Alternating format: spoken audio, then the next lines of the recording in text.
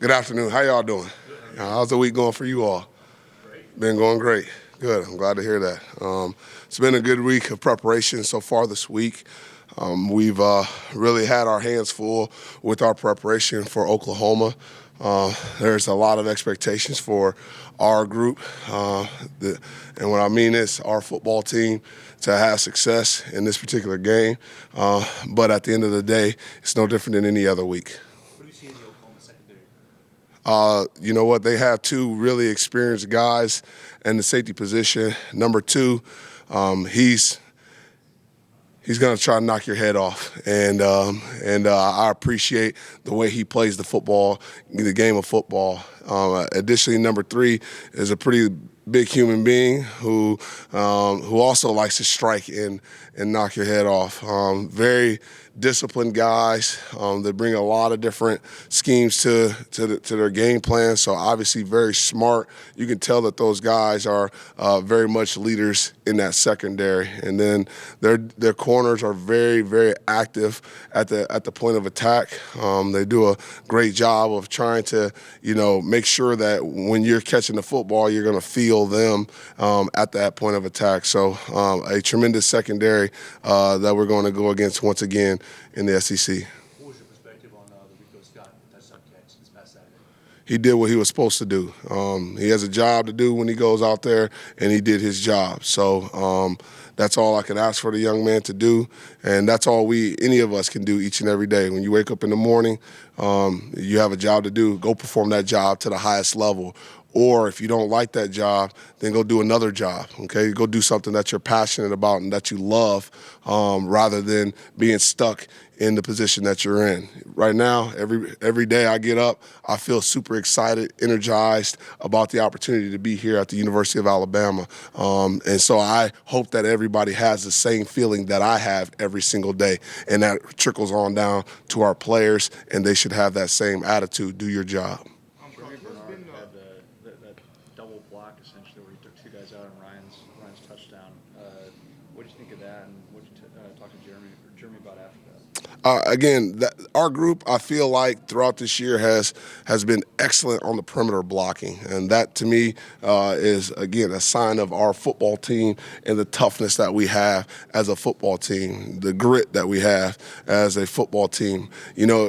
We expect the old linemen to blow people up, although, kudos to Big Booker. I mean, he knocks people out. Big Proctor, those guys knock people out, But at the same time, when you see these small guys out there hitting people and striking people, it tells you that the toughness has matriculated the entire football team, and that to me is exciting to see. Booker says it all the time. Hey, when I see those receivers out there blocking, it just fires me up. So I love seeing that and just protecting your teammates. Coach, what's been the message to the team going into an environment like Norman, Oklahoma, facing a team that's coming off of their bye week? They're 5-5. It's going to be their senior day, the final home game. They're trying to get bowl eligibility. Just going into an environment like that, what's just been the message to the team overall this week? We try to just take a page out of our own book. When you take a look at what we've done after bye weeks, been pretty successful in those opportunities after bye weeks. So that they're doing everything in their power, cleaning up things, making things better, improving things. I think I heard their head coach talking about, their turnover margin and how that's affected them in the games that they haven't been successful, and, the scoring margin from those turnovers. I mean, certainly they're going to do everything to clean themselves up, but it's never been about anybody else. I mean, it doesn't matter. Homecoming, senior day, that stuff doesn't matter. I mean, and I think that's sometimes, when the guy who used to be in this spot all the time used to say that rat poison. I mean, that's the stuff that you guys are trying to put into the heads of our kids and putting it online because they're going to read it. And so you got them worried about the wrong things. So even in a time right now where, hey, we are pushing forward to try to complete this season in an excellent fashion. I don't care about those things. I care about you doing your job exactly how it's supposed to be done, the way that we are asking you to do it, okay? That does not matter. It will have zero implications. Bowl eligibility has zero implications on the result of this game. What will have an impact on the result of this game, did you get the proper depth on your block, okay? Did you get the proper depth on your route, okay? All right? Did you pull for the right person? Did you read everything the right way? Hey, senior day has nothing to do with the game. Caleb Odum, another young guy who stepped up in the receiver room, obviously had that early, kind of didn't connect with Jalen on the deep route. How did you see him kind of respond to that against Mercer, and just how have you seen him kind of grow in the receiver room? Man, he's growing exponentially. He has just grown in terms of learning how to practice at a high level. The young man obviously learning to play the receiver position at a high level. A lot of trust in the kid. His football knowledge and his instincts are growing. That's one thing that I feel like, at the receiver position, it's nice when you have guys who instinctively can get in the right spots where they need to. And Caleb Odum is doing that at this present time. He wants it. This kid is one who really is pushing the envelope to try to go and make these things happen. And he wants it really bad, and for various reasons.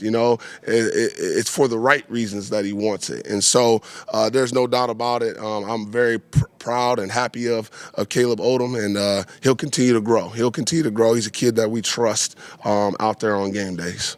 You mentioned rat poison and how it's been provided by maybe some of us. How do you think the players are handling it? Great. I think that's.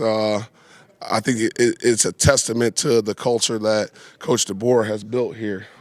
They've handled it extremely gracefully. I think sometimes there are some things, not all, some things that you want to talk to them about and have these certain conversations with them so that they know and understand what's at stake. But at the same time, there are some things you don't need to talk to them about. And so we do a good job of making sure that we don't talk to them about those things and let y'all bring it up. And y'all bring it up all the time. And I appreciate you guys. I'm not mad at you. I understand each one of you has a job that you are very passionate about and excited about each and every day. But if I could control it, I would, and take some of that out of there so that our guys can just focus on the things that are important, and it's doing their jobs. I asked some players yesterday what they want to see out of their teammates over the next 2 weeks. What do you want to see out of them? I want to see them practice hard on Thursday. I can't control the next 2 weeks unless I do a great job on Thursday. I want to see them correct the mistakes that we had in practice today so that we can even have a better Thursday. That's what's going to lead to other things. The small things that you do, most people don't really believe it until it hits them square between the eyes. But the small things that you do in life, those are the things that affect the big things in life. And when you look back on it, you'll be able to see that it is the truth. But we got young people that we're responsible for teaching and helping them learn that. And so they can't see the future right now. So you have to help them as much as you can to live in the present and do the things necessary now, the small things that will affect their future. Last question. Coach Sheridan said that at the end of the season, each week you should be getting better as a team. How do you feel like you and your staff have also accomplished that? Oh, my goodness. I think that we've learned our players even better, what each one of them is capable of and what they need to continue to improve upon. I think that we talk about having a low ego and high output in our room. So, sometimes in this profession, people get frustrated, or they have a certain feeling about what their role is, what responsibility they should have, and so on and so forth.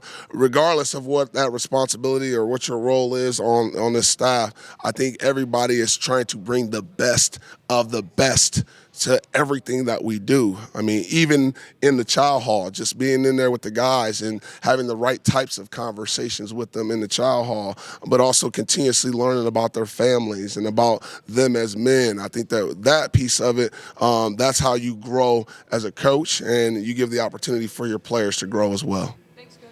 Thank you.